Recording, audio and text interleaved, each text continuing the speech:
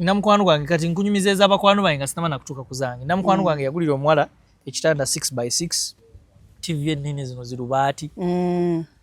Enkeera we yajja ewaka yasanga nga TV ye bagirabirako movie ne boyfriend ekitanda kye. Ng'omuwala mu nnyumba ya Guy oba yali apangisiza muwala? Muwala yali ampangisiza ennyumba naye ng'ebintu bye baliko byaffe. Era kye nagamba Guy wange nze sifiiro. Naleeta akamono akatono bunyongeze ne ntikira ekitanda kyaffe. Olimba nze nalongo mpita wa muzanyo nze asinga okwonoona bakwano bange. Ife oba omanyi olina ekyaffe tukitwala. Era nze akulira association y'abasajja etwala ebintu byagula. Gwe kasita tutuukiriza mulamwa.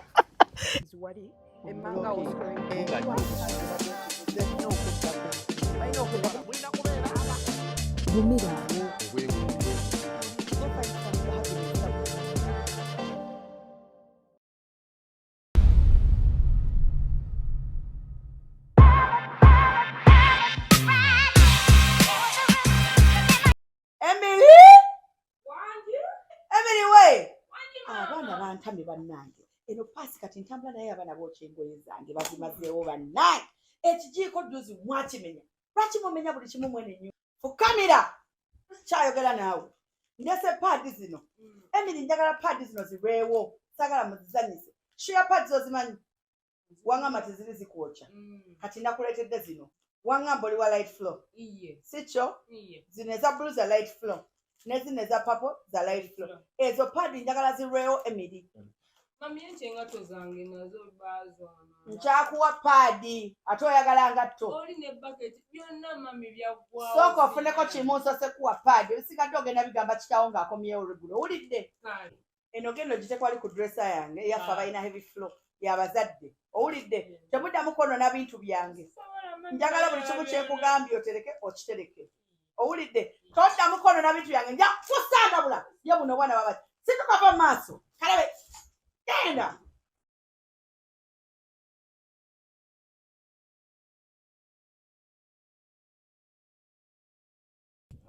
Kakati gwayagala okusula kumpi n'ekibuga kuleetedde estate yange empya wano e Nazzibwa Seguku behind Doctor's Clinic. Lino ettaka tulina 50 by 100 tulinawo ploti 12 so fana akatundako ploti 2 plot 11 ne plot 6 kati jangu weewangulire plot endala 10 esigaddewo. Tulina oluguudo from the main road behind Doctor's Clinic paka wano wetuli ekkubo kkole ate era tulina residentials nga bw'olaba emabega wange abantu bazimbyewo za apartments residentials jangu weegulire this very beautiful piece of land. Buli poloti njitunda $1,700,000 5 ku 10 but it's negotiable of course nga we nabagamba ebintu byakuteesa ate buli ttaka lirina ekyapa ojja wano no verifyinga oba ddala ekyapa gye kiri mu lands bw'omala verifyinga n'onsasula ate era tuteesa kuba ebintu bya ssente ekimanyi si byangu naye jangu onguleko olwaleero 5,10 ntunda $1,700,000 wane Seguku Nazzibwa behind Doctor's Clinic. Bw'oba oyagala okungulako ettaka osobola okunkubira ku 0704 761472 oba 0705 766 780. Ettaka lino ddungi, it is prime land ate ekyapa mu ngalo. You can see the surroundings. Osobola olikozesa n'ozimba apartment, n'ozimbawo ennyumba eri beautiful. We have the best view here in Seguku. Trust me today and buy land from me. Thank you so much. What's up, everybody? It's your girl Nalongo Lewis. Welcome to yet another episode of Her Strength. Today, I'm very excited, you guys. You don't know.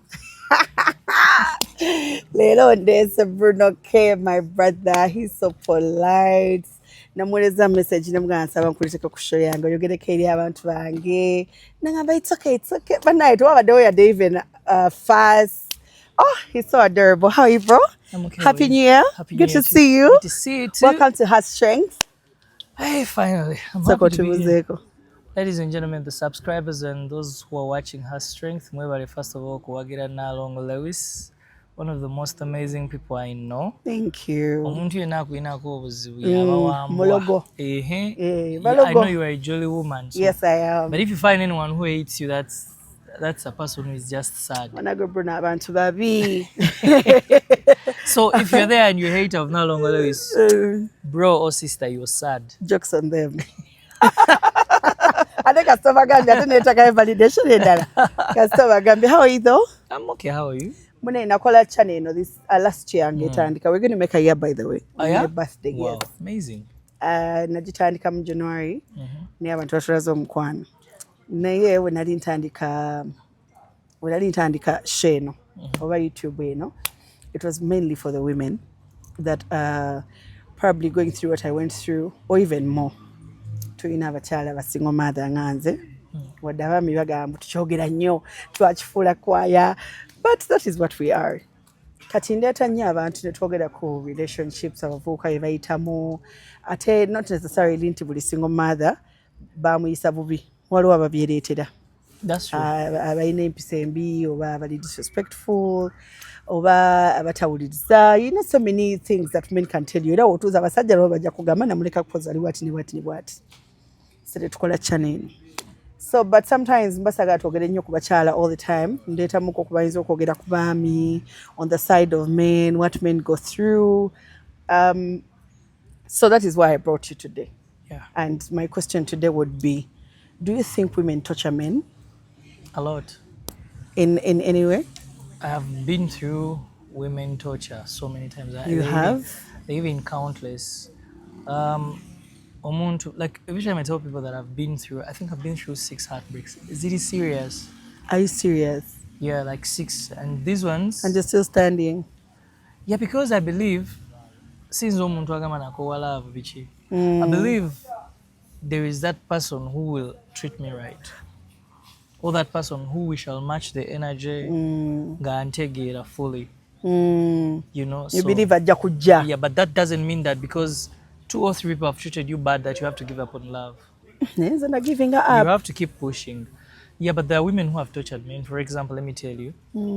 Twaina guy he was a rich kid. So he had a girl he was dating. We were in senior 6. This girl lost her parents. Now this guy, she lost her parents. So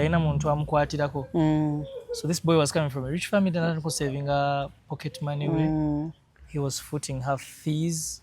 Then namutwala mu university, namutwala first year, second year, third year. She graduated a degree. He took her on a master's. What? Because he was coming from a well-off family. And guess what?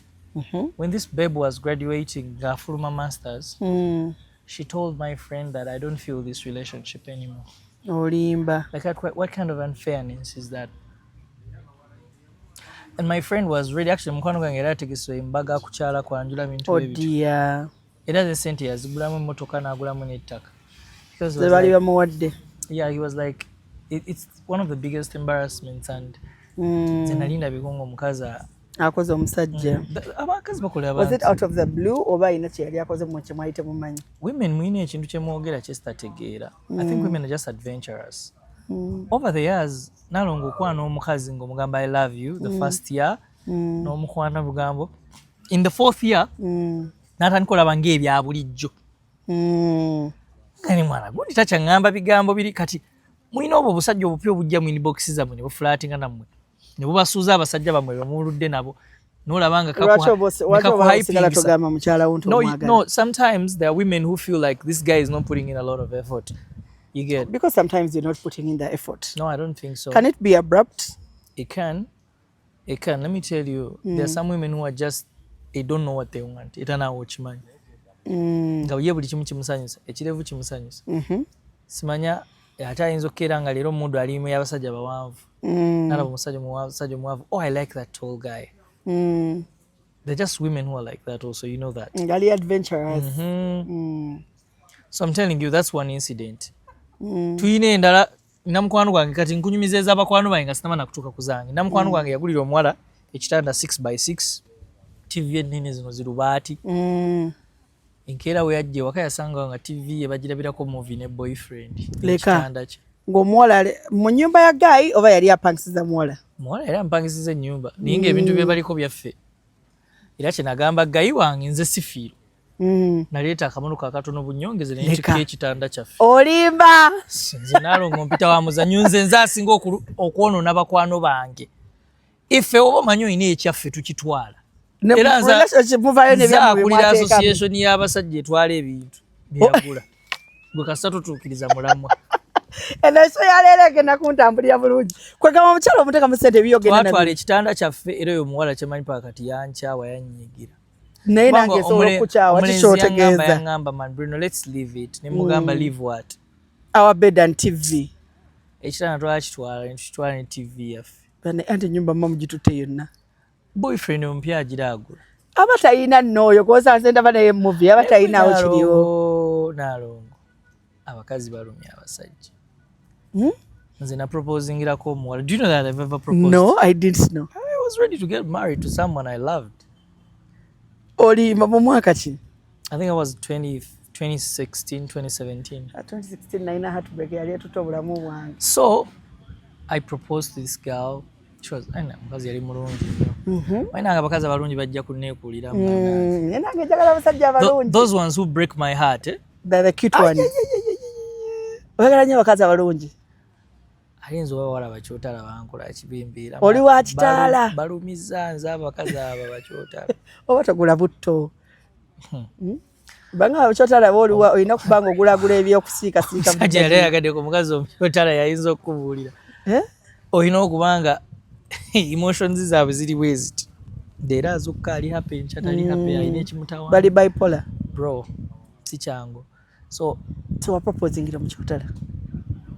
Yali mwagala. Like I felt like it was I think 3 years. I felt like she was the love of my life. When you have that feeling. But she kept telling me these words like kwa nambuza what relationship you feel with. But you're not serious. I meet men who want to marry me, they want to propose to me. So Nindoza, maybe that's what she wants. Maybe if I show her that, she'll know that I'm serious about her. So I went. Nesente zali za rent nengulamu empeta. Oh dear. Yali bayakakadde kamu emitwalo ndowooza nga na 2 empeta. Nenkubira kyali wange bali bamuta Eugene. Netugikwata netugende omukazi twalina na boda ezinaku nga boda butuuba. Bali awo bamusiba nviiri. Noyingirawo n'empeta. Nimpropose nga bakyali bange ne babirecordinga kati ensobi yali yakubiteeka online. Allah. Kubanga kyekyabawo. Waliyo ba baby. Badadi abalala. Ababiraba ne banyiiga. Bayombesa nze. Why did you put the stuff online? Why did you do it? Naye empeta yali agikiriza. Yagikiriza naye amala n'agisuula. Teyagikuddiza. Empeta yange yannuma yagisuula. Tayinza butakuluma kuba gw'okyema ebibyo. Ayina ebyokukima ebyange nabiyiga wano nga nfuse mafia. Nga ngumye. Wali otali lover boy awo. Nekati I'm still a lover boy, but the world teaches you. There's a way the world tones you now. No fukanga. No mutima ne gugubanga. You're still sweet. Naye ogubye omutima. So what happened is, the next day she called me. Why did you put this stuff online? I was like, I was just happy, and my friends were happy that you finally said yes to me and what. My mother wasn't happy. Pipi na yagera bigambo bingi. Ngeno kizula waliwo yangamba empeta yagisuula. But how did you guys break up? How did we break up? Namusanga ne kyali mu bbaala. Neefulanga atamanyi. Leka. For real? Nakuyitako? No. I saw her like, no, si mukyala wange. So she was seated with the guy. I went over there and told her, can I talk to you? Amaze okuyombera empeta. Ava kubiya empeta. Empeta ngano nga biyise nawo. She looked at you? She looked at me like, gwe kiki? Nga waliwo gayo omulala. Nandaga nti tamanyi munnange. Oh dear. So that was the last time I told her my heart, I've left it there. When you want love, we kakanya nnyo nange. There's some stupid things you do for love. And then you ask yourself, what the hell was I even doing this? I can relate. You know? Love is stupidity. You choose people, like you choose your happiness. That you choose someone else's happiness over your own happiness. Yes. That's stupidity. That's foolishness. You get Osanga abakazi, they hit her, the guy hits her, he's violent, but she's there because she loves this guy. That's stupidity. Ate nze nagamba Bruno omusajja ankuba gwe nkubirawo. Awonyiza butakuba mu busungu kuba boyina amaanyi mangi. Naye teweebaka. That's stupidity you get. When kulagira love, it's funny. You tolerate nze banvuzaako mu motoka. Nga ntwala mukyala wange ku airport. Ninga manyi nti bagenda kukola ki. Kumulya. Ninga sina chakola because I Okimanyi. was a broke guy. Kati ate n'obeera broke gwe tobaako na bibyo. Bro. Kati bali bamutwalawo olwo. Lave eno. Waliwo level wotuka ng'oli bogus and stupid. Iyo level gye naliko. Nti naavuga ng'omukazi mutwala ku airport nkimanyi. Omusajja mutwala ku vacation. Yeah. It's hurting me. Kinnuma n'ensina kyakukola. Ng'olwo okumugaana ebebi nfa. Kati nno oli omukazi yali yantegeera. She knew how to. Gwali proposing siza. Oyo nalwa nnyo naye tulina experience zaffe nnyingi. Era yanjigiriza. Yo era. Akakodyo ke yankolanga okamanyi. She knew that omanyi nalonga ono wangu gena kyawo omuntu najja nakuflashinga oba maybe a phone or a car or anything. Then because every time I feel like I want to live, I feel like I owe this woman a lot because at that time yali yambeererawo banga ng'oli broke yali yambeererawo like twebeererawo mu love like I really because she was way younger than me. Niyo manyi those women nga mweyagadde muli bafala mwetegedde omutegedde mwebeererawo kyemulidde ekiriwo kyekiriwo, so there was a strong bond with her, you get. So I reached a level where I could tolerate anything because I was in love. But there is a level of tolerance gyotukakonogana kati wano si stretching and nedda. Atenza obuzibu bwange once I move on, I've moved on. Really? Yeah. To reboundinga? No. Basajja nga tebatera kukyawa. Gokyawalumu.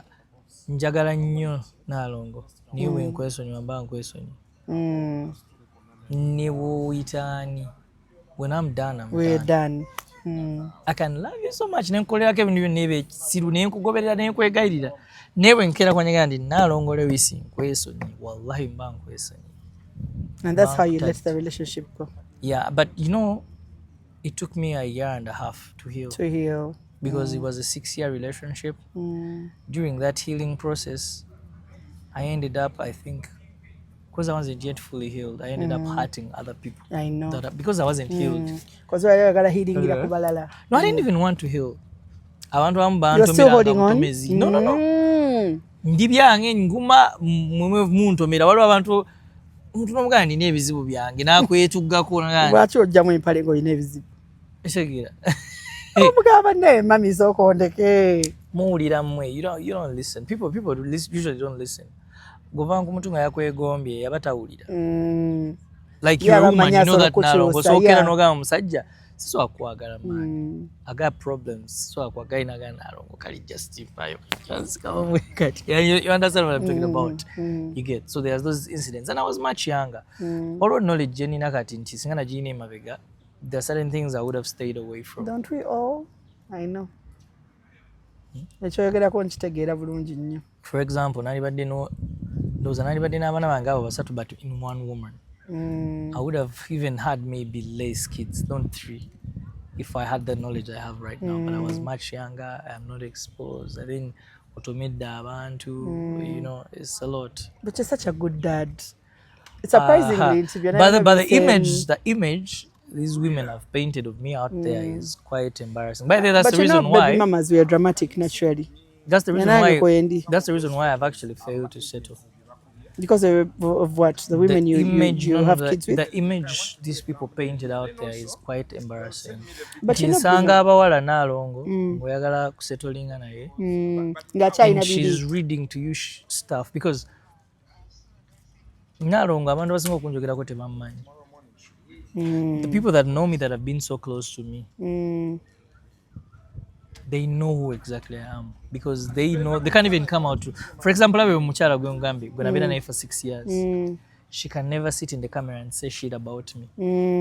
Oh, you tasobola because she knows who Bruno is. And she was actually very surprised every time she could see people coming out to talk about. She was like, who are these people explaining? Is this the Bruno? I don't know this person because I think they are lost. And I would understand it. But then the fact that mubiramu abaana bali involved, I can't come out to defend myself. Ate mwazimba society where a boy child doesn't have to say anything. No, women. It's always a woman perceived.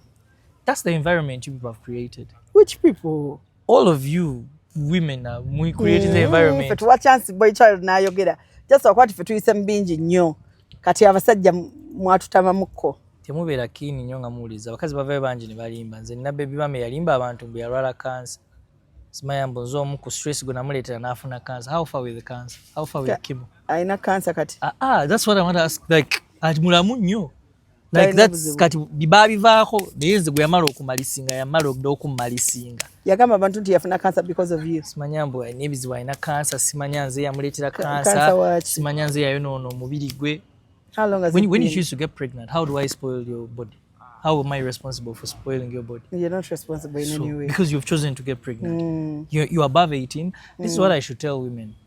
Stop blaming men for... Pregnancy is a responsibility of two people. For two people, yes. It's both the man and woman. Tutandika nze nalina omubiri omulungi. Naye te omusajja oyo agwani yakugamba okkiriza okwebaka n'omusajja oyo. No one forced you. So this woman was online roasting me with the lies and people were cheering her on. And then these lies never vanish. You get? Now those lies, I meet them like I have tried so much to settle because I've always wanted to settle. By the way, nze ndi lover boy. You are? Nnyo. Nze njagala okuba mu love, njagala okuba ne mukyala wange. Namweyagala. Naye tebisoboka. Like abakazi, I don't know. Ebitogamba tebisoboka. I just discovered when if someone truly loves you, they know there is a new you. Let me tell you. Do you try to show them that you changed? I have, but I think the women I get are not used to being loved. When I try to show too much love, akabo bafunamu kamanyiro. Oshegere. N'otuka time n'otandika omukazi n'atandika okiraba ng'ekya bulijjo. Because I've called in the morning to call you, to check on you. That's when you start having these funny mood swings. Simanya oje ulira. I don't know. It also goes back to maturity, I think. Maybe. Yeah, it goes back to maturity. But then maturity is not about age. But nyagala nnyo binkola ebyo sina ngejja so amanyira mu musajja binkola. Because how would you be my man and you don't call me? Jebali, era ojja kuba shocked when you release this video. A lot of people are going to comment. There are women who people love. And when someone starts loving them, this idiot starts pulling back. Someone is pouring love and you're pulling back. Because we're all looking for love. I don't just get it. I don't know. Kati twagala bagala basajja. Kare abawala binesizaako nga bad boy ate bibabeera bakaaba. That's what I don't get it. No isa bano tokwata masimu abo ngakufiirako okufa obufi. But the moment you switch and become a lover boy, that's when she also switches. So would you want to have more kids and probably like get married? Yeah, I would. But I want to get married to someone who loves me, who understands my job. Now, one of the reasons I've failed to settle is people do not understand the job I do. Especially I've tried dating these past 2 years and people have failed to understand my job. Someone comes, they have an issue with me taking pictures with my fans. You phone me with my female. I am being followed. No, there are girls who get excited when they see us. I know. Because what tunadduka naga, Bruno, okay, I love you, nakukwata bwati omukono.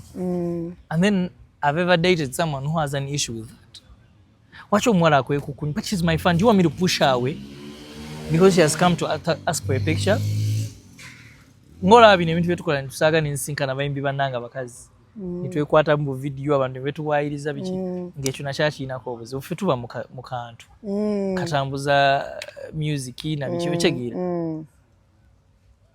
oli nga tategera mulimu gwo okitegera I can have kati nalongosa okunkubira ekyo. But can't you make me understand your job? Sometimes you try. Kati abantu abajambula mbanga basinga bagala because ntegera yaffe si yemu Bruno, but you can make me understand your job as your woman. There is someone that I had interest in and I tried to make them understand my job. This person yali andaga nti gumit manye kigambo ekyo kitegeeza gumite kimugumu nti mukaye mulimu abakazi nagwe abajjawulira nga ye amanyi wakabi especially bw'amanya nti gaye amwagala mulimu abeefula bagumite nga ye ngezaako munyonyola this is my job bino byonna byolaba kati ng'olwo lwentula ku live n'ensaaga n'abaana It all ends there. It doesn't even go any further. Naye ng'olumala live osanga omuwala yakumye dde omuliro ayomba nomugaawo. I think you've seen Pazzo seated on live many times and he's joking and that's where it ends. Usually ends there. And I try to make her understand.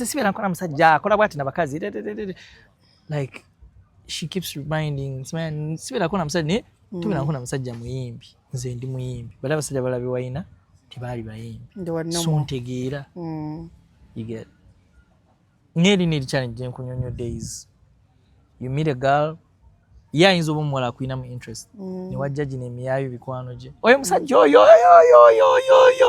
wabula that one don't try the third party that one wabula get anyone but that one kati abo banemezeza abakazi bangi like you come meet the girl then they'll start that parties kati wano watandika relationship yo gitandika otya because usually mbali manyuma mukwana abawala you take them on dates, you tell them what you do, introduce yourself, nakubulira bino mbyagala bino sibyagala nayo nombulira bino mbyagala bino sibyagala nombulira mulimu gutandika gutambula we guti baby sagala onyigenga.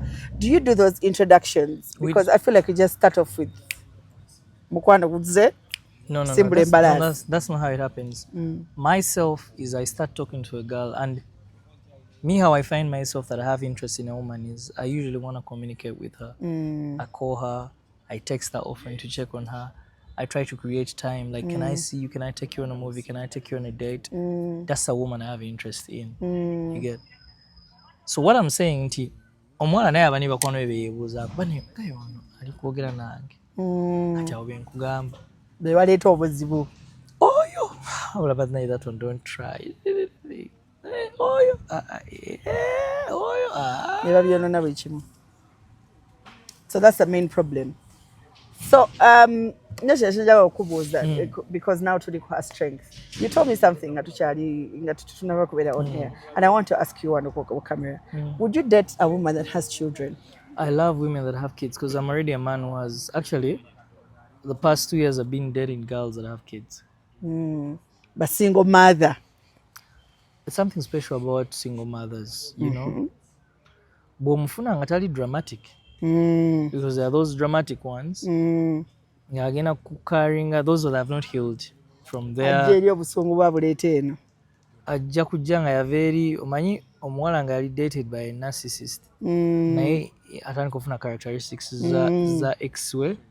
Nadda mu format empya nga narcissist ate nga achunya omusajja amwagala. Very true. So that's why most of them end up losing it.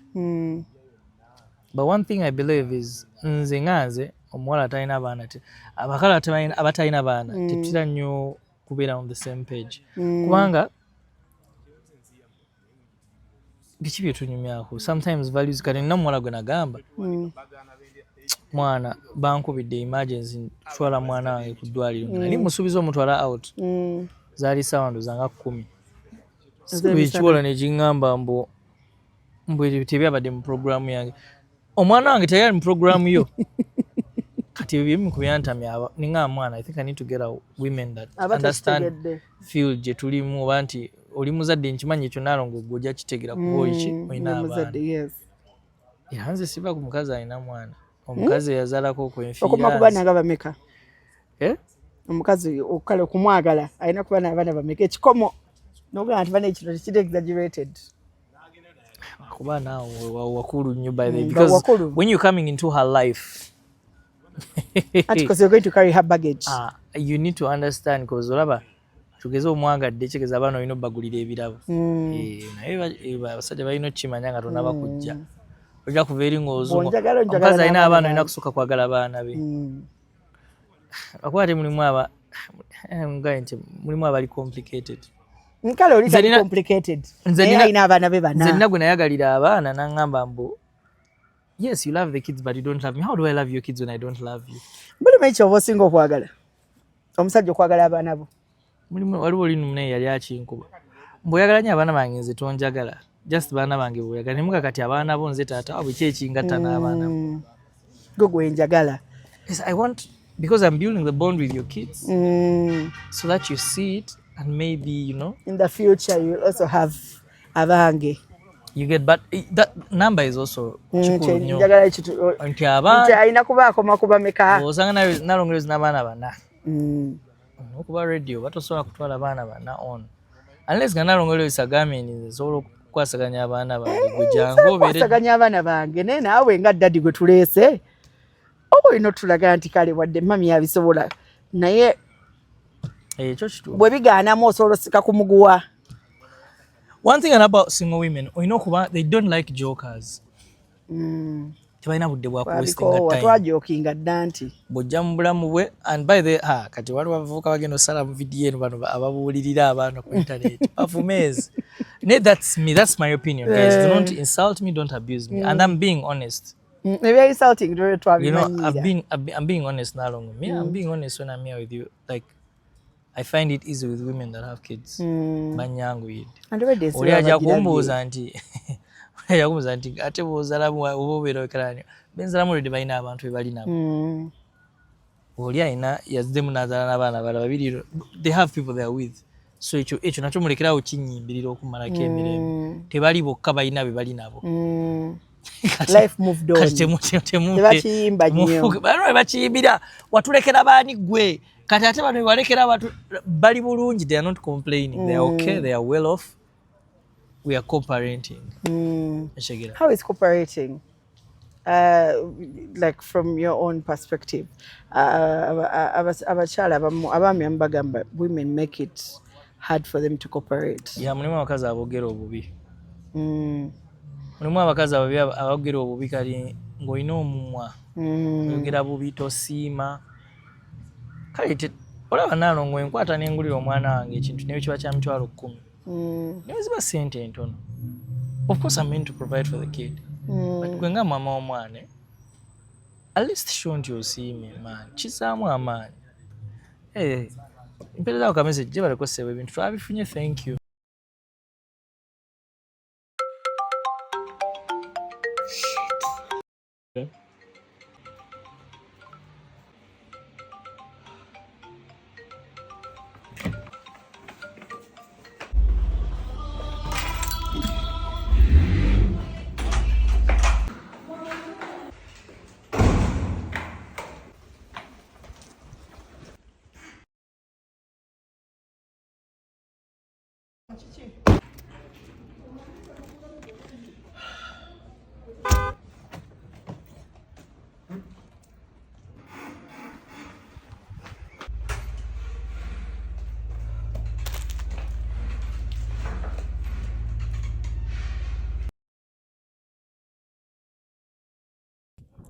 Kakati gwayagala okusula kumpi n'ekibuga kuletedde estate yange empya wano Nazibwa Seguku behind Doctor's Clinic. Lino ettaka tuyina 50 by 100, tuyinawo plot 12. So fana akatundako plot 2, plot 11 ne plot 6. Kati jangu weewangulire plot endala 10 esigaddewo. Tuyina oluguudo from the main road behind Doctor's Clinic paka wano wetuli ekkubo kkole. Ate era tulina residentials nga bw'olaba emabega wange. Abantu bazimbyewo za apartments, residentials. Jangu weegulire this very beautiful piece of land. Buli poloti njitunda $1,750,000, 5 ku 10, but it's negotiable of course nga we nabagamba ebintu byakuteesa. Ate buli ttaka lirina ekyapa. Ojja wano no verifyinga oba ddala ekyapa gye kiri mu lands. Bw'omala verifyinga n'onsasula. Ate era tuteesa kuba ebintu by'essente ekimanyi si byangu. Naye jangu onguleko olwaleero 5,10 ntunda $1,750,000 wano Seguku Nazibwa behind Doctor's Clinic. Bw'oba oyagala okungulako ettaka osobola okunkubira ku 0704 761472 oba 0705 766 780. Ettaka lino ddungi, it is prime land. Ate ekyapa mu ngalo. You can see the surroundings. Osobola likozesa n'ozimba apartment, n'ozimba ennyumba eri beautiful. We have the best view here in Seguku. Trust me today and buy land from me. Thank you so much. Shaggy. No thank you, no nothing. Kyokka kw'otadde n'okulangira buno obusente bwatuwadde olowooza bunaamala. Nze waliwo yaŋŋambako nti nagula ebintu nga ndowooza nnonguze. Nangamba buno obuntu bw'oleese, buno obwayita obuntu bwali ndowooza bwa $45,000. Nga bw'agamba nti buno obuntu bw'oleese. Agamba baby daddy.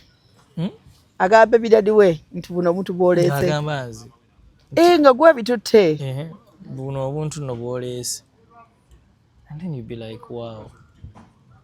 But again, kino kingamba eri abantu if co-parenting like usually fails in communicating, find a third party asobola okwogera n'omama w'omwana. At least wakati nze ebiseera ebisinga nalemererwa kwanza sagala kummanyira nze neddira nkima musajja w'enkima tebatumanyira ffe tebatuvuma ojja obuuza ab'enkima bonna ffe tebatuvuma musajja w'enkima w'omuvumira nga zivaako nze tebanvuma toli maama wange toli taata wange basi kuvumira lwaki oba onvuma kati nze na level of tolerance n'akamanyiro togenda kumanyira lwakuba olina omwana you get so some people babira n'akamanyiro ne bamanyira abasajja then this man pulls back a little bit akwetegereza paka kamanyiro ke kakugwamu owulira issues like deadbeat abamu ne baleekana. Some of these men it's about communication. Maybe some of these women are pulling her off for a lifetime. There has to be a reason. Usually it's communication and how you talk. You get. Mulimu abakazi abali too aggressive. Abakazi abali very calm. Alikali mu abakazi abakola mu sente muli bakambwe ni nyote muzanyi. Tatuli bakambwe. Mulekera otuonoona. Kati okole sente banaye musango. Is it bad? It is good to make money, but some of you independent women, mufuna that masculinity that you become mutandika okufuna that nkamwagala kubanga abasajja. Nofuka ngoli mukambwe kyekyo nti ngowulire ogyewulira nengeri gye mwogeza buvumu oba oleeta tuwoba tutuwatekayo naye ate munaye siribwenti ate ngate enkola ati gwegoli you're one in a million. Many men will be telling you that mulimu abakazi abalina enjogere y'obukambwe like co-parenting is about maturity okukkiriza nti byaffe byagaana naye katusindike ku ky'omwana ate bamu tebagala ku respecting ekyo tebakitegeera kyabalimu otegeera era nze nina omuntu gwe nali mu co-parentinga naye best friend wange bwe mba nina ekyeneetaaga ku mwana wange gwe nkubira essimu omwana ye omulaba omwana wange mulaba naye nakizuula nti best friend wange ali calm he is more calm ate ye oli omukazi ne wamumanyiira alina byatajja kuntuusaako nze nalonga I don't tolerate nonsense. Best friend w'omufumbo. Yeah? Best friend w'omufumbo. Tanaba. Best friend w'ogenda kupa ku namba ye. Best friend, would you want to win yourself a single mother? Bamuyita Ashim. Amusiraamu. Ashim ndeka. Ashim nalongole ebisaali wano. Ashim asooka andeka eddiini y'omusiraamu emukakatako okuwasa abakazi bana.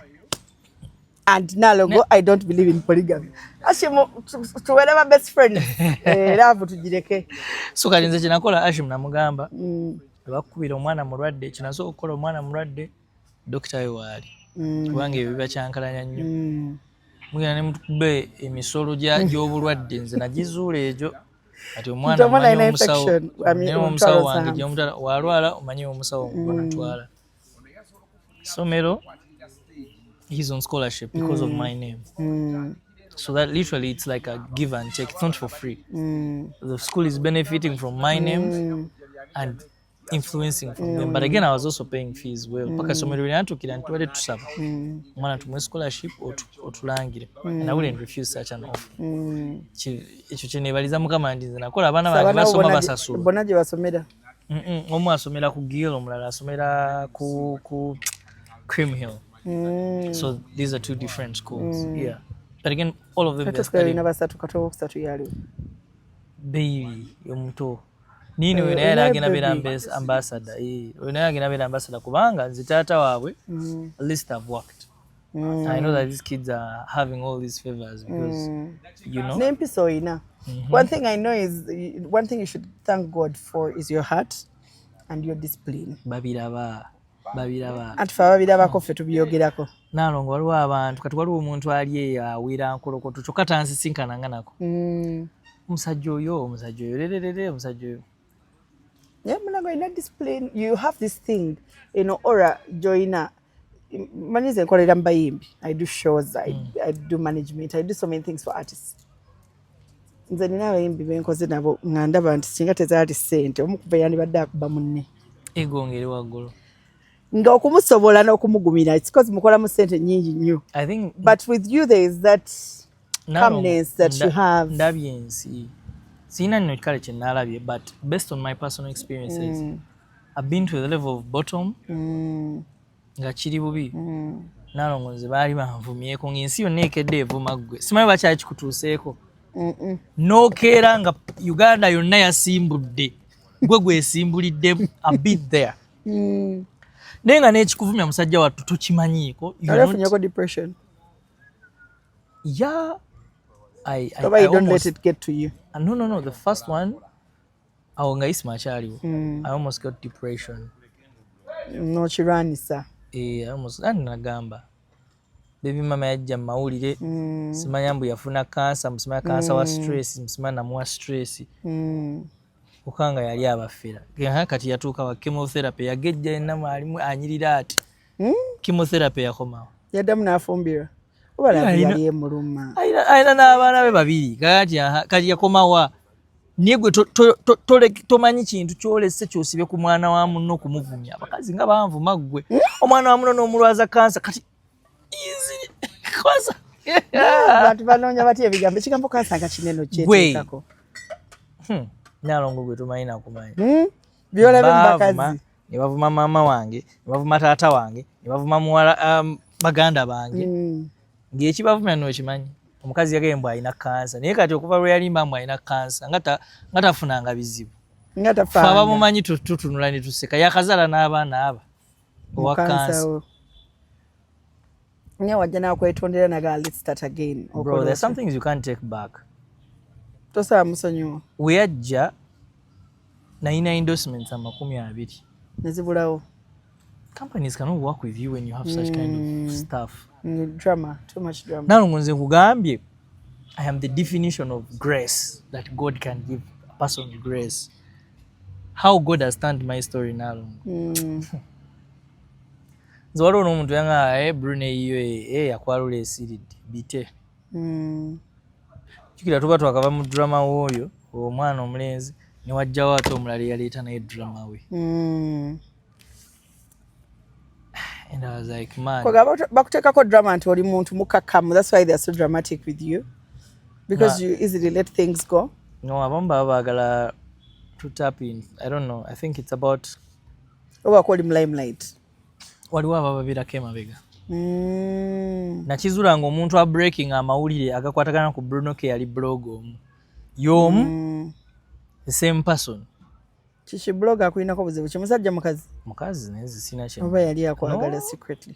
She's never been my friend. Nate muntu asokubeerawo ng'akwagala love ne waliwo n'akazi awo wabweru kanvuma naye sikasinkana sikamanyi akazi kanvuma kanfuukira ekizibu. Kanvuma buli lukya bantu balabikira bulungi ne kanvuma ne kazi kali ebweru kwa lwe kafuna omuntu n'omuntu yenna ajja ku live batugeze na getting associated with me kamukyawa. But I'm asking myself, why is this chick so fierce?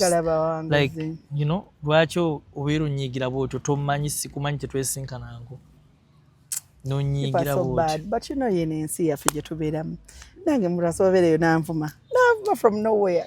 Nange era nakulaba nga kazi ako kakuvuma naye nakulabako. Naye munnange omanyi nze njagala nnyo abantu abanvuma because it makes me feel important. Omuntu gwe batogerako batolina kyogamba nsi. Ekyo Kenzo yakigamba. Naye nze bwe banvuma ngamba ya kitegeeza mundaba muli bafaani. Time lwe banvumako lumu naye nkubirako Kenzo simu kuba yo omuntu gwe mmanyi mu Uganda gwe basinga ovuma.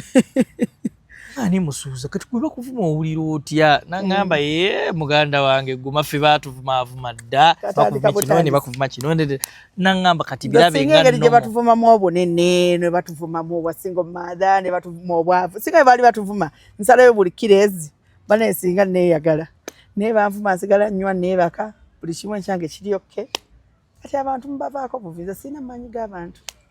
Naye kyenjagala okugamba abalenzi abali eyo nga tonaba kuzaala. Be very careful with the person you want to make the mother of your kids.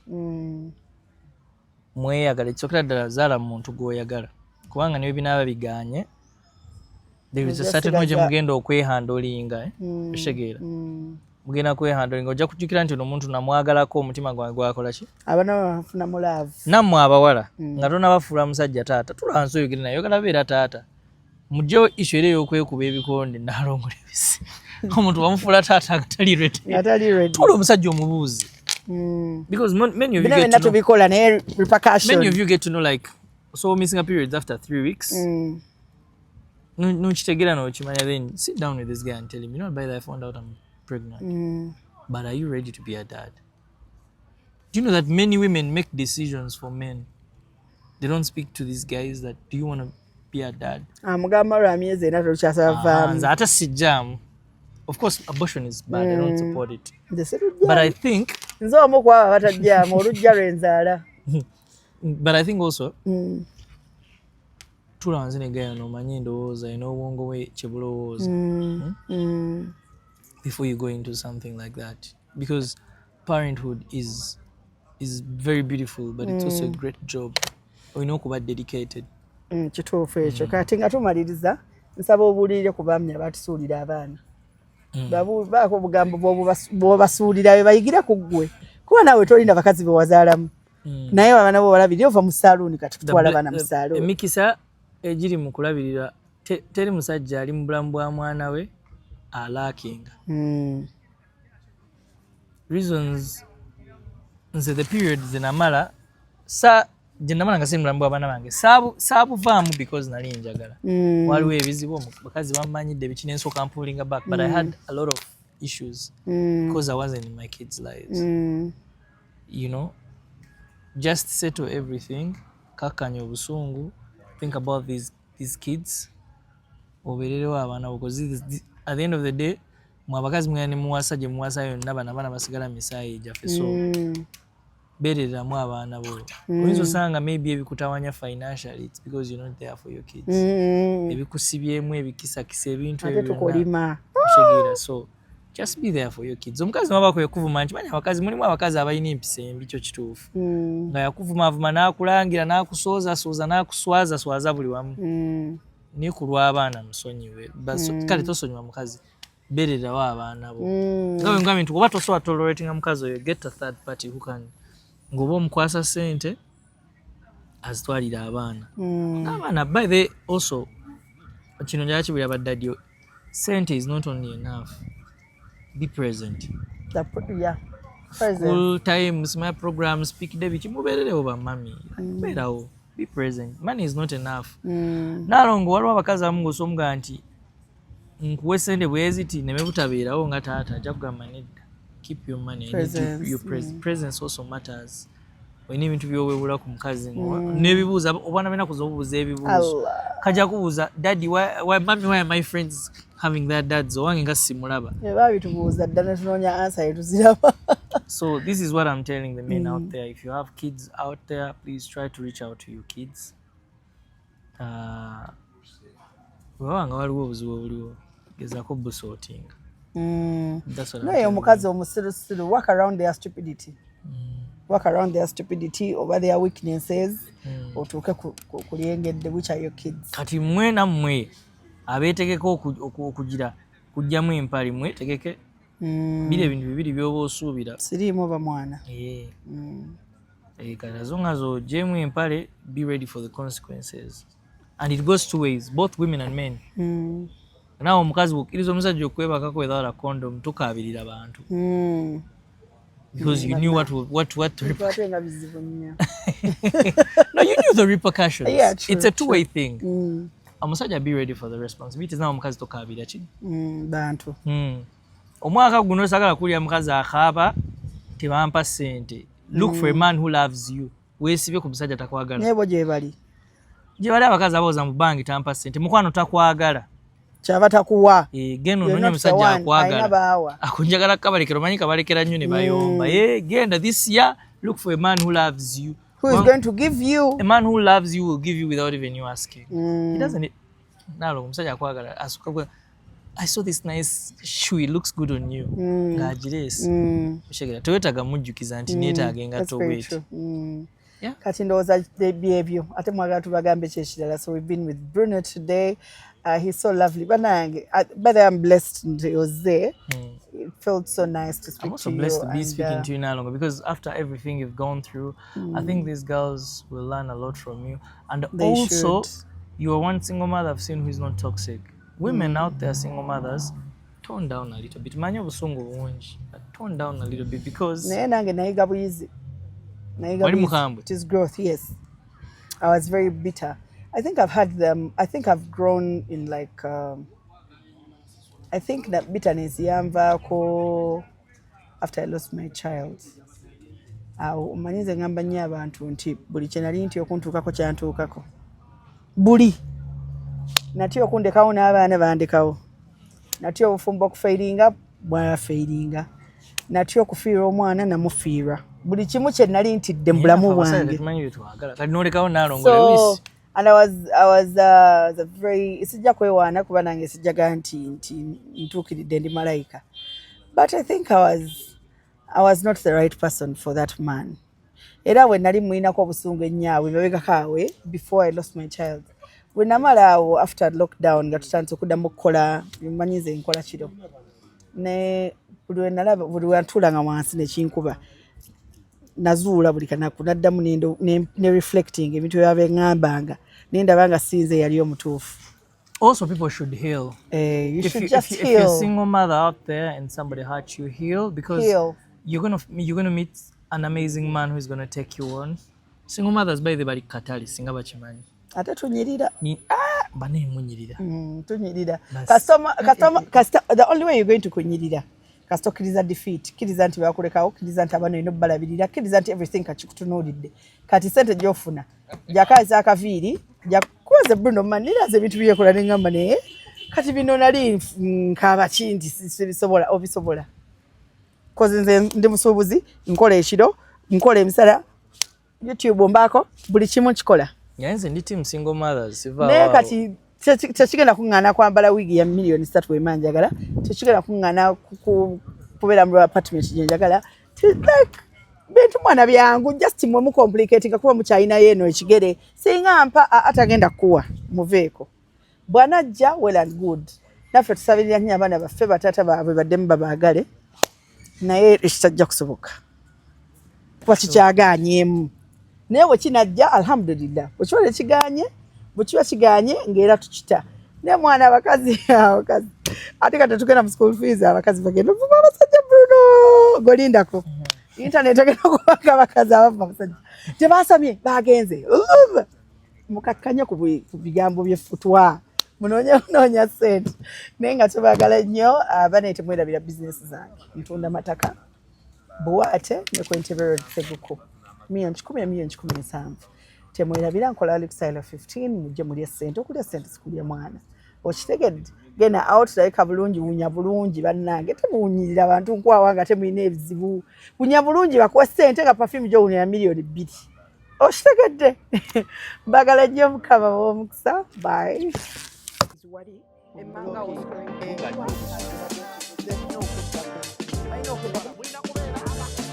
Rumira